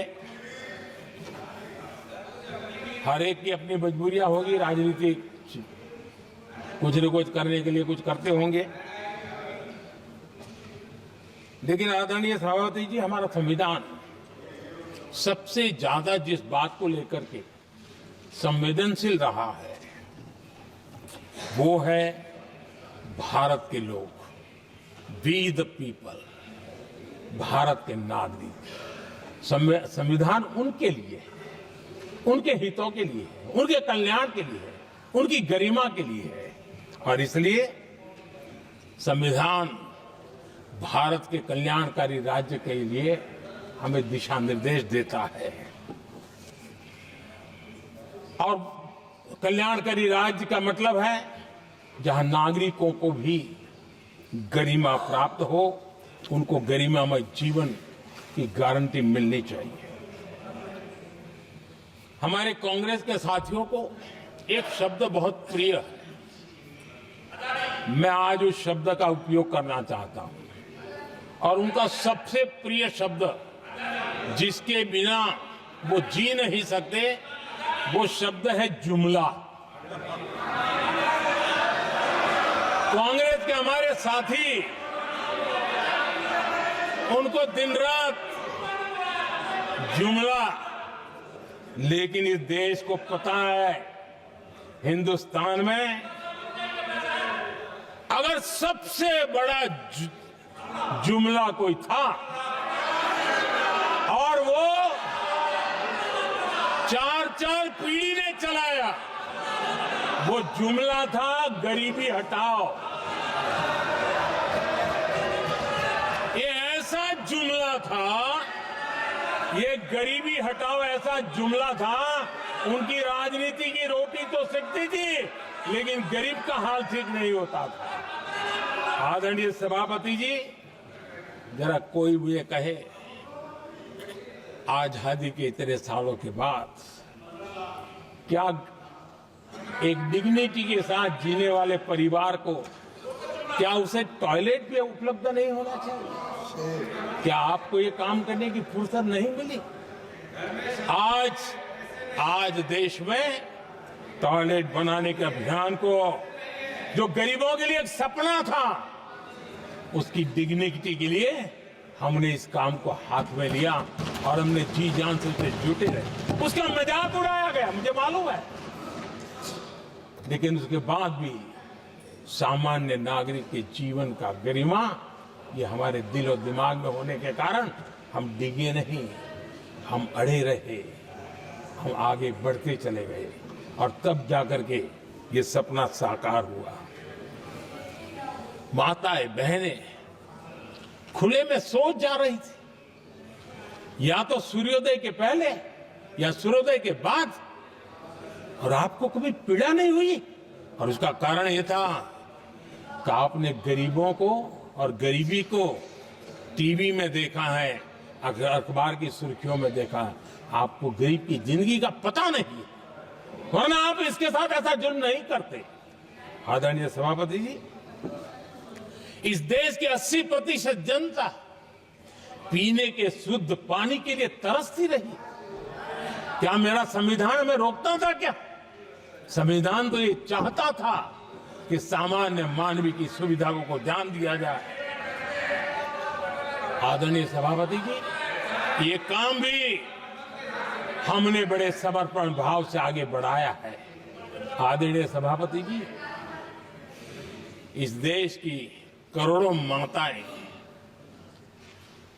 चूल्हे में खाना पकाना और धुएं से आंखें लाल, कहते हैं कि सैकड़ों सिगरेट का धुआं, खाना पकाते हैं तब धुआं शरीर में जाता है।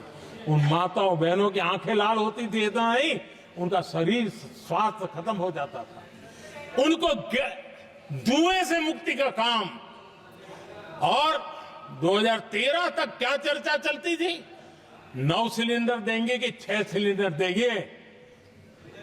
इस देश ने देखते ही देखते हर घर तक गैस का सिलेंडर पहुंचा दिया, क्योंकि हमारे लिए हर नागरिक 70 साल के बाद जो बेसिक सुविधाएं हैं उसकी तरफ। आदरणीय सभापति जी, अगर हमारा गरीब परिवार दिन रात मेहनत करके गरीबी से बाहर निकलने के लिए कोशिश करता है, बच्चों को पढ़ाना चाहता है, लेकिन घर में एक बीमारी आ जाए तो उसका सारा प्लान बेकार हो जाता है, पूरा परिवार की सारी मेहनत पानी में चली जाती है। क्या इन गरीब परिवारों के इलाज के लिए कुछ आप सोच नहीं सकते थे? 50-60 करोड़ देशवासियों को मुफ्त इलाज मिले। संविधान की उस भावना का आदर करते हुए हमने आयुष्मान योजना को लागू किया और आज देश के 70 साल के ऊपर के किसी भी वर्ग के क्यों न हो, उनके लिए भी हमने व्यवस्था की। आदरणीय सभापति जी, जरूरतमंदों को राशन देने की बात, और उसका भी मजाक उड़ाया जा रहा है। जब हम कहते हैं कि 25 करोड़ लोग गरीबी को परास्त करने में सफल हुए, तो फिर हमें सवाल पूछा जाता है कि आप गरीब को राशन फिर क्यों देते हो? आदरणीय सभापति जी, जो गरीबी से निकल के आया है, उसे पता होता है कि अस्पताल में भी एक पेशेंट स्वस्थ होने के बाद जब छुट्टी देते हैं ना, तो डॉक्टर भी कहता है कि आप घर जाइए, तबीयत ठीक है, ऑपरेशन अच्छा हुआ है, लेकिन महीने पर ये जरा संभालना, ये मत करना, क्योंकि पेशेंट दोबारा तकलीफ में ना आए, गरीब दोबारा गरीब न बने, इसलिए उसका हैंड होल्डिंग जरूरी है। और इसलिए हम मुफ्त राशन दे रहे हैं। उसकी मजाक मत उड़ाओ, क्योंकि हमें गरीबी से जो बाहर निकला है उसको दोबारा गरीबी में जाने नहीं देना है, और जो अभी भी गरीबी में है उसे हमें गरीबी से बाहर लाना है। आदरणीय सभापति जी, हमारे देश में गरीबों का नाम पर जो जुमले चले, उसी गरीबों के नाम पर बैंकों का राष्ट्रीयकरण किया गया गरीबों के नाम पर। लेकिन 2014 तक इस देश के 50 करोड़ नागरिक ऐसे थे जिन्होंने बैंक का दरवाजा तक नहीं देखा था। आदरणीय सभापति जी, गरीब को बैंक में प्रवेश तक नहीं था, ये पाप आपने किया। और आज 50 करोड़ गरीबों के बैंक खाते खोल करके हमने बैंक के दरवाजे गरीबों के लिए खोल दिए। इतना ही नहीं, ये एक प्रधानमंत्री कहते थे कि दिल्ली से 1 रुपया निकलता है तो 15 पैसा पहुंचता है, लेकिन उपाय उनको आता नहीं था। उपाय हमने दिखाया। आज दिल्ली से 1 रुपया निकलता है, 100 के 100 पैसे गरीब के खाते में जमा होते हैं। क्यों? हमने बैंक का सही इस्तेमाल क्या करना, बैंक का सही उपयोग क्या करना। माननीय सदस्य मोबाइल नहीं देखें। आदरणीय सभापति जी, बिना गारंटी के ऋण देश के अंदर जिन लोगों को बैंक के दरवाजे तक जाने की इजाजत नहीं थी, आज इस स्थापित सरकार का संविधान के प्रति जो समर्पण है ना, आज बिना गारंटी वो बैंक से लोन ले सकता है। ये ताकत हमने गरीब को दी है। आदरणीय सभापति जी, गरीबी हटाओ का जुमला इसी के कारण जुमला बन करके रह गया। गरीब को इस मुश्किल से मुक्ति मिले, ये हमारा बहुत बड़ा मिशन है और ये हमारा संकल्प है, और हम इसके लिए दिन रात एक कर रहे हैं। जिनको कोई नहीं पूछता, इनको मोदी पूजता है। आदरणीय सभापति जी, दिव्यांगजन हर दिन संघर्ष करता हमारा दिव्यांगजन। अब जाकर के हमारे दिव्यांग को फ्रेंडली इंफ्रास्ट्रक्चर मिले, उसकी व्हीलचेयर आगे तक जाए, ट्रेन के डिब्बे तक जाए, ये व्यवस्था दिव्यांगजन के लिए करने का हमारे दिल में तब आया क्योंकि समाज के दबले कुचले वंचित लोगों की चिंता करना हमारे मन में था, तब हुआ। आदरणीय सभापति जी, आप मुझे बताइए, एक तो भाषा के नाम पर झगड़ा करना तो सिखा दिया आपने, लेकिन मेरे दिव्यांगजनों के साथ कितना अन्याय किया। जो हमारे यहां साइनेज लैंग्वेज जो है, साइन लैंग्वेज की जो व्यवस्था है, खास करके मूक बधिर के लिए, अब दुर्भाग्य ऐसा देश का कि असम में जो भाषा सिखाई जाए, उत्तर प्रदेश में दूसरी सिखाई जाए, उत्तर प्रदेश में सिखाई जाए, महाराष्ट्र में सिखाई जाए। हमारे दिव्यांगजनों के लिए एक साइन लैंग्वेज का होना बहुत जरूरी था। आजादी के 7 दशक बाद भी उनको उन दिव्यांगजनों की याद नहीं आई। एक कॉमन साइन लैंग्वेज बनाने का काम हमने किया, जो आज देश के मेरे सभी दिव्यांग भाई बहनों के लिए काम आ रही है। आदरणीय सभापति जी, गुमंतु और अर्ध गुमंतु जन समूह समाज का इसके ऊपर पूछने वाला नहीं था। उनके कल्याण के लिए वेलफेयर बोर्ड बनाने का काम हमने किया, क्योंकि संविधान की प्राथमिकता है लोग, हमें उसको दर्जा देने का काम किया है। आदरणीय सभापति जी, हर कोई रेहड़ी पटरी के लोगों से जानता है, हर मोहल्ले में, हर इलाके में, हर फ्लैट में, हर सोसाइटी में सुबह होते ही वो रेहड़ी पटरी वाला आकर के मेहनत करके और लोगों का जीवन चलाने में मदद करता है। उसको बेचारे को 12-12 घंटे काम करे, रेहड़ी भी किसी से किराए पर ले ले, किसी से ब्याज से पैसा ले, किसी से सामान खरीदे, शाम को ब्याज खाओ पैसा ले जाए, बड़ा मुश्किल से अपने बच्चों के लिए ब्रेड का टुकड़ा ले जा सके, ये हालत थी।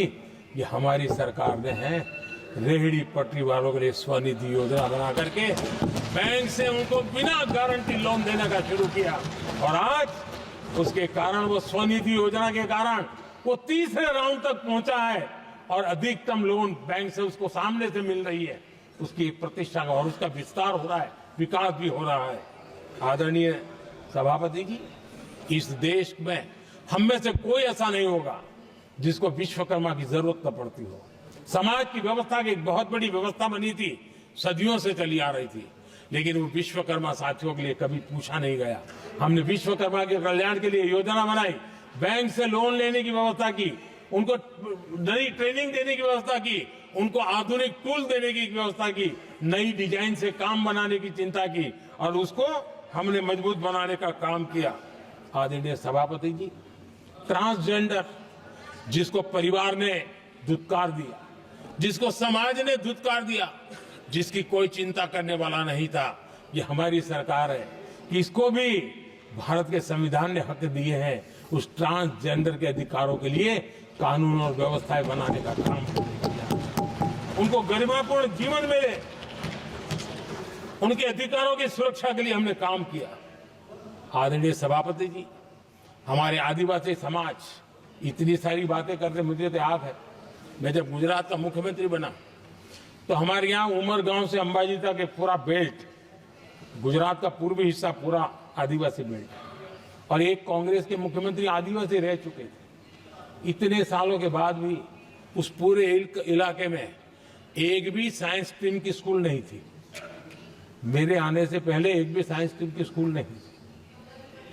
अगर साइंस स्ट्रीम की स्कूल नहीं है तो कितनी आरक्षण की बातें करो, वो बेचारा इंजीनियर और डॉक्टर कैसे बन सकता है। ये मैंने उस इलाके में काम किया और वहां साइंस स्ट्रीम की स्कूलें, अब तो वहां यूनिवर्सिटीज बन गई है। लेकिन यानी राजनीति की चर्चा करना, संविधान के अनुरूप काम न करना, ये जिनकी सत्ता भूख है ना, उसका हमने आदिवासी समाज में भी जो अति पिछड़े लोग हैं, और मैं राष्ट्रपति जी का आभार व्यक्त करता हूं, उन्होंने मेरा काफी मार्गदर्शन किया। राष्ट्रपति महोदया ने मेरा मार्गदर्शन किया और उसमें से पीएम जनमन योजना बनी। हमारे देश में बिखरे आदिवासी समाज के छोटे छोटे समूह हैं जो आज भी उनको कोई सुविधा प्राप्त नहीं हुई थी। हमने ढूंढ करके, संख्या बहुत कम है, वोट की राजनीति में उनकी तरफ देखने वाला कोई नहीं था, लेकिन मोदी है जो आखिर को भी पूछता है। और इसलिए हमने उनके लिए पीएम जनमन योजना के द्वारा उनके विकास की। आदरणीय सभापति जी, जैसे समाजों में उनके विकास संतुलित होना चाहिए, पिछड़े से पिछड़ा व्यक्ति को भी संविधान अवसर देता है, जिम्मेवारी भी सरकार को देता है, उसी प्रकार से कोई भू-भाग भी, कोई हमारा ज्योग्राफिकल इलाका भी वो पीछे नहीं रहना चाहिए। और हमारे देश में किया क्या, 60 साल के दरमियान 100 डिस्ट्रिक्ट आइडेंटिफाई करके कह दिया कि ये तो बैकवर्ड डिस्ट्रिक्ट है, और बैकवर्ड डिस्ट्रिक्ट का ऐसा लेवल लग गया कि किसी की ट्रांसफर होती थी तो वो कहता था पनिशमेंट पोस्टिंग, तो कोई जिम्मेवार अफसर जाता ही नहीं था, और उनकी तरह हमने पूरी स्थिति को बदल दिया। हमने एस्पिरेशनल डिस्ट्रिक्ट का एक कल्पना रखी और 40 पैरामीटर पर ऑनलाइन रेगुलर मॉनिटरिंग करते रहे, और आज एस्पिरेशनल डिस्ट्रिक्ट उस राज्य के अच्छे जिलों की बराबरी करने लग गए और कुछ तो नेशनल एवरेज की बराबरी करने लगे।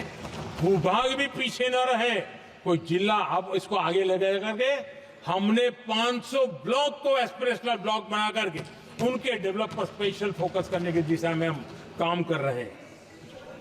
आदरणीय सभापति जी, मैं हैरान हूं जो लोग बड़ी बड़ी कथाएं सुनाते हैं, क्या इस देश में आदिवासी समाज 1947 के बाद आया क्या राम और कृष्ण से तब आदिवासी समाज था नहीं था?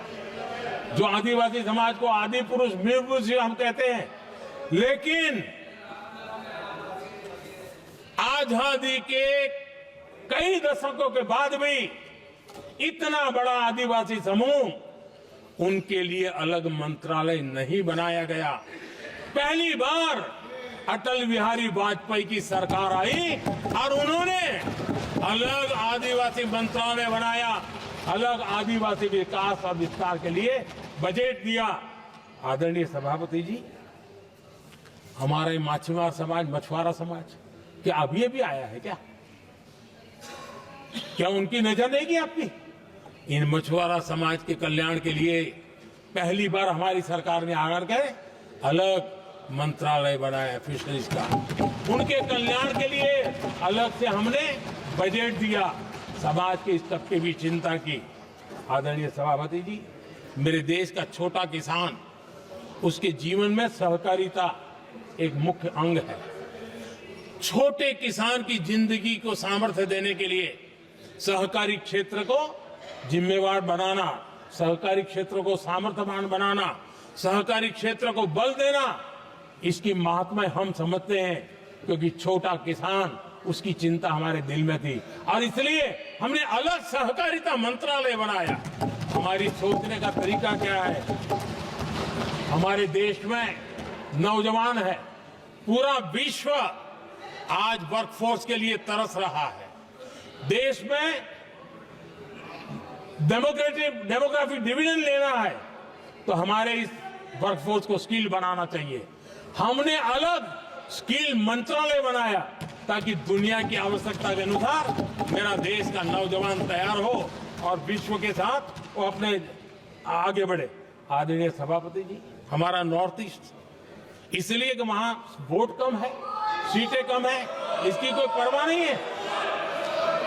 ये अटल जी की सरकार थी जिसने पहली बार नॉर्थ ईस्ट के कल्याण के लिए डोनियर मंत्रालय की व्यवस्था की और आज उसका परिणाम है कि नॉर्थ ईस्ट के विकास की कि नई चीजों को हम प्राप्त कर पाए। इसी के कारण रेल, रोड, पोर्ट, एयरपोर्ट ये बनने की दिशा में आगे बढ़ रहे हैं। आदरणीय सभापति जी, आज भी दुनिया के देशों में लैंड रिकॉर्ड के लेकर के समृद्ध देशों को भी कई संकट। हमने गांव के हर सामान्य व्यक्ति को अपना लैंड रिकॉर्ड, उसके घर की मालिकीन का हक के कागज नहीं है, उसके गांव उसको बैंक से लोन चाहिए हो, कहीं बाहर जाए तो कोई कब्जा कर ले, एक स्वामित्व योजना बनाई और देश के गांव के ऐसे समाज के दबे कुचले लोगों को वो कागज हम दे रहे हैं जिसके कारण उसका मालिकी हक बन रहा है। वो स्वामित्व योजना एक बहुत बड़ा दिशा में है।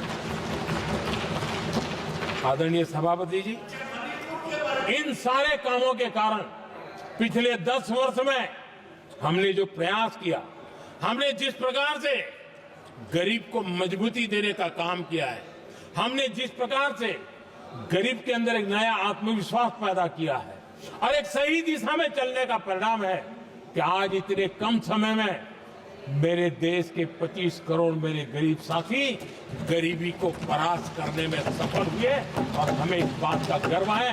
और मैं संविधान निर्माताओं के सामने सर झुका करके कहता हूं, जो संविधान हमें दिशा दे रहा है उसके तहत मैं ये काम कर रहा हूं। और मैंने,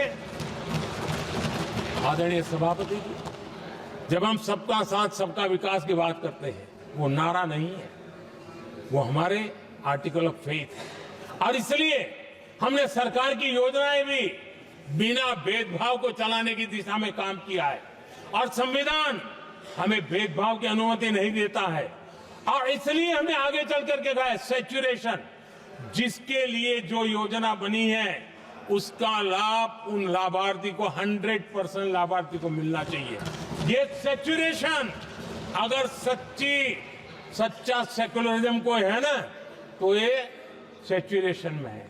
सच्चा सामाजिक न्याय अगर किसी में है तो ये सैचुरेशन 100%, 100% उसको बेनिफिट जिसका हक है मिलना चाहिए, बिना भेदभाव के लिए मिलना चाहिए।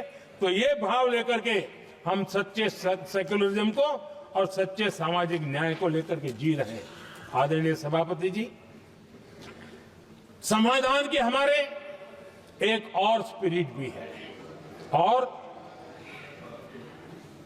हमारे देश को दिशा देने का माध्यम, देश को का चालक बल के रूप में राजनीति केंद्र में रहती है। आने वाले दशकों में हमारा लोकतंत्र, हमारी राजनीति की दिशा क्या होनी चाहिए, आज हमें मंथन करना चाहिए। आदरणीय सभापति जी, कुछ दलों की राजनीतिक स्वार्थ और सत्ता का भाव, मैं जरा उनसे पूछना चाहता हूं, क्या वे कभी अपने आप को, और मैं सभी दलों के लिए कह रहा हूं, उधर और इधर ये मेरा विषय नहीं है, ये मेरे मन के विचार है जो मैं इस सदन के सामने रखना चाहता हूं। कि इस देश में योग्य नेतृत्व का अवसर मिलना चाहिए नहीं? जिनके परिवार में कोई राजनीति में नहीं है, क्या उनके लिए दरवाजे बंद हो जाएंगे? क्या देश को, लोकतंत्र के स्पिरिट को परिवारवाद ने गहरा नुकसान किया है कि नहीं किया है? क्या परिवारवाद से भारत के लोकतंत्र की मुक्ति का अभियान चलाना ये संविधान के तहत हमारी जिम्मेवारी है कि नहीं है? और इसलिए समानता के सिद्धांत की बात कहे, अवसर की बात कहे, हिंदुस्तान के हर किसी को, और जो परिवारवादी राजनीति है उनकी धुरी ही परिवार होता है, सब कुछ परिवार के लिए।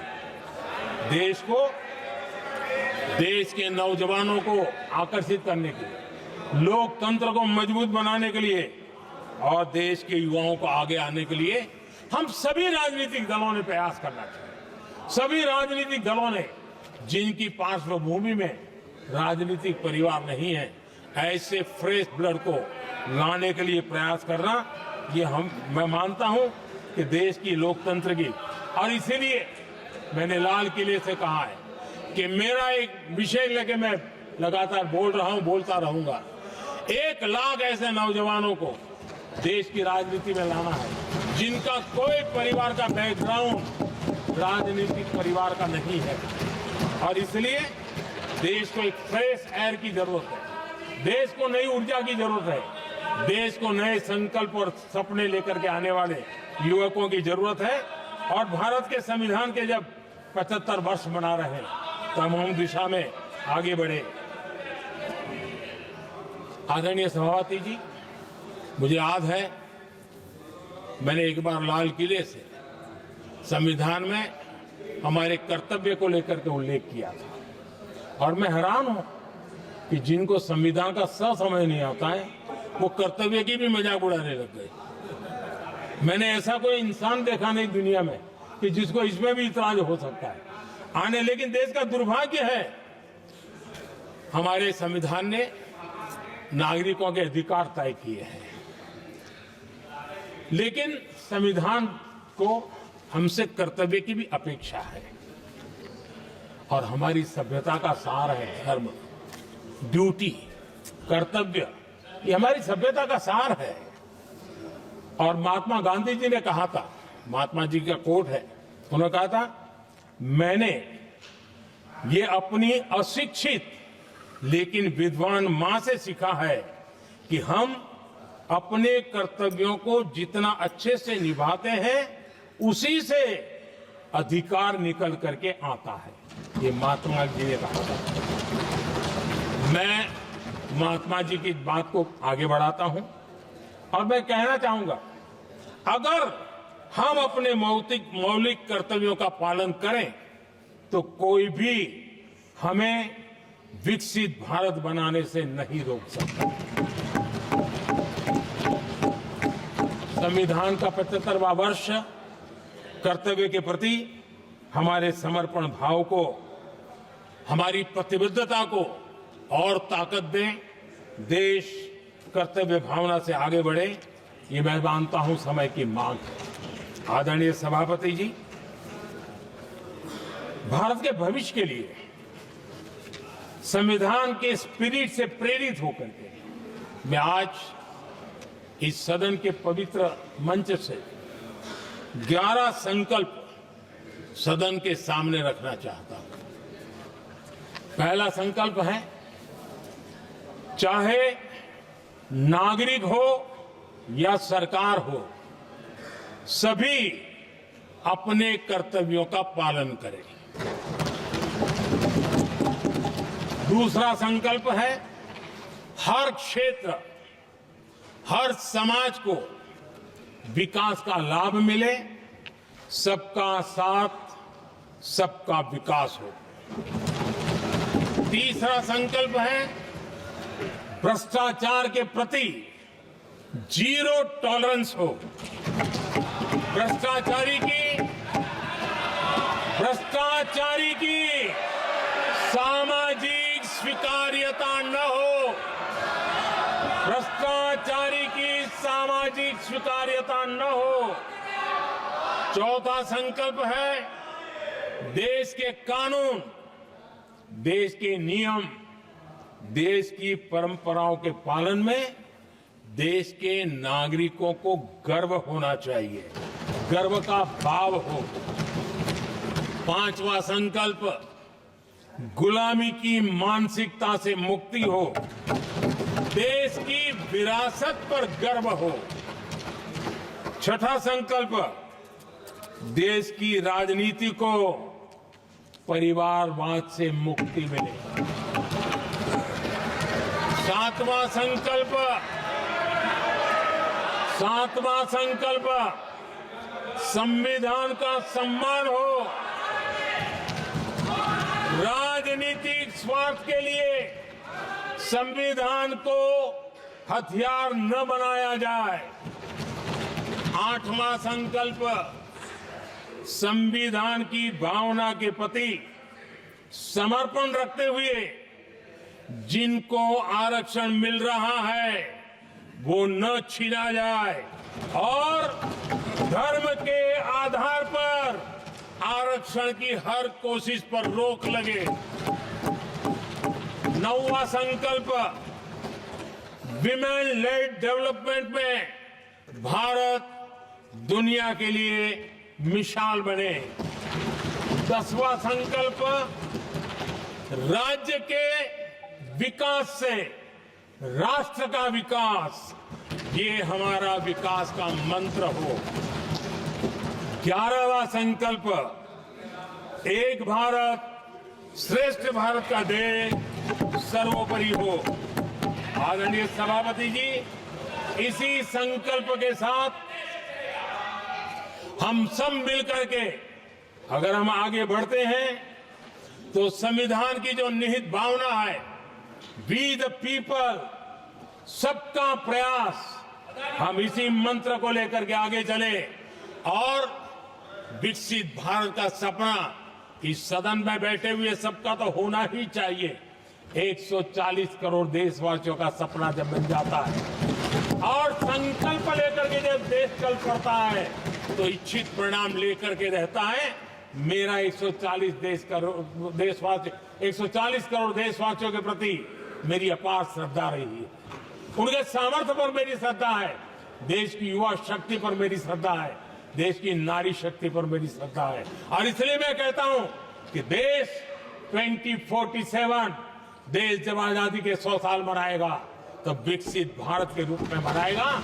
इस संकल्प के साथ आगे बढ़े। मैं फिर एक बार इस महान पवित्र कार्य को आगे बढ़ाने के लिए सबको शुभकामनाएं देता हूं और मैं आदरणीय सभापति जी, आपने समय बढ़ाया इसके लिए मैं आपका बहुत बहुत आभार व्यक्त करता हूं। बहुत बहुत धन्यवाद।